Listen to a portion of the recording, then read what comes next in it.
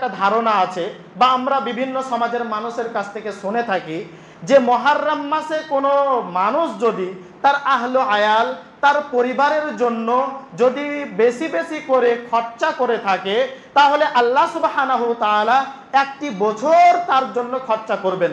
তারা দলিল দিয়ে থাকে মান ওয়াসা আলা আয়ালিহি, কেউ যদি তার আহলে আয়ালের জন্য ভালো ভালো খাবার যদি ওই দিনে যদি তৈরি করে, বিরিয়ানি পোলাও যদি তার পরিবারকে খাওয়ায় বা আত্মীয় স্বজন যদি খাওয়ায় কোন দিনে ইয়াউমে আশুরা, আশুরার দিন, তাহলে আল্লাহ সুবহানাহু ওয়া তাআলা কি করবে, তাকে একটা বছর সুন্দর সুন্দর খাবার খাওয়াবে। অত্র হাদিসটা ইমাম আহমদ বিন হাম্বল রাহিমাহুল্লাহ বর্ণনা করার পর তিনি বলছেন হাদা হাদিসুন যায়িফুন, এই হাদিসটা হচ্ছে দুর্বল জয়ীফ। অত্র হাদিস দ্বারা কোনো মানুষ যদি দলিল দিয়ে থাকে তাহলে অবশ্যই এটা নিকৃষ্ট, এটা ভ্রান্ত, এটা জাল এবং অপবাদ নামক একটি হাদিস।